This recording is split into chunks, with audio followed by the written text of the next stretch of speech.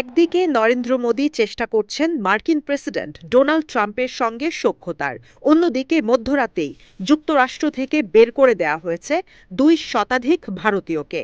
টেক্সাসের সান Antonio থেকে ভারতের উদ্দেশ্যে রওনা দেয় মার্কিন বিমান বাহিনীর একটি বিমান, যেখানে ছিল 205 জন ভারতীয় অভিবাসী।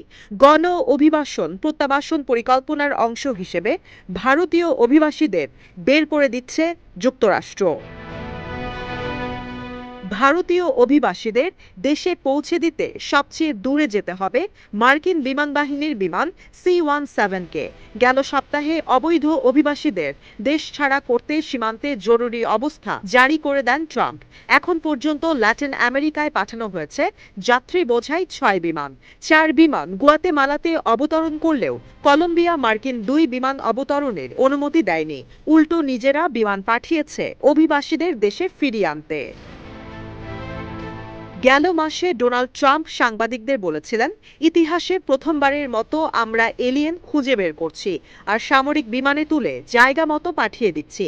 প্রতিরক্ষা সদর দপ্তর পেন্টাগন জানায়, এর আগে El Paso, Texas, San Diego আর ক্যালিফোর্নিয়া থেকে 5,000 অভিবাসীকে নিয়ে ছেড়ে গেছে আরও ফ্লাইট, যাদের পৌঁছে দেওয়া হয়েছে গুয়াতেমালা, পেরু আর হন্ডুরাসে। যদিও এর মধ্যেই নতুন মার্কিন প্রেসিডেন্টের সঙ্গে ফোনালাপ হয়েছে ভারতের প্রধানমন্ত্রী নরেন্দ্র মোদীর।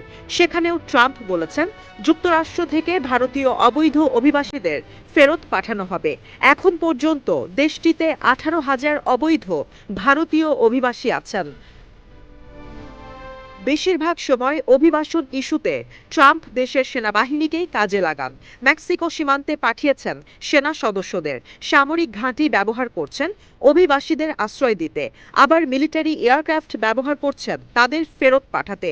বার্তা সংস্থা রয়টার্স জানিয়েছে, সামরিক বিমানে করে অভিবাসী দেশে ফেরত পাঠাতে যুক্তরাষ্ট্রের খরচ পড়ছে জনপ্রতি $4,675। মার্কিন ইমিগ্রেশন অ্যান্ড কাস্টমস এনফোর্সমেন্ট আইসের বাণিজ্যিক চার্টার বিমানের তুলনায় এই খরচ অনেক বেশি। আবার আমেরিকান এয়ারলাইন্সে যে খরচ কমে দাঁড়াতো $853। প্রশ্ন উঠছে, অভিবাসীদের দেশে ফেরত পাঠাতে এত অর্থ কেন ব্যয় করছেন ট্রাম্প? এমন পরিস্থিতিতে সম্পর্কে উষ্ণতা আনতে 12 ফেব্রুয়ারি ওয়াশিংটন সফরে যাচ্ছেন প্রধানমন্ত্রী নরেন্দ্র মোদী। ট্রাম্প মোদীর মধ্যে এটাই হবে প্রথম আনুষ্ঠানিক বৈঠক।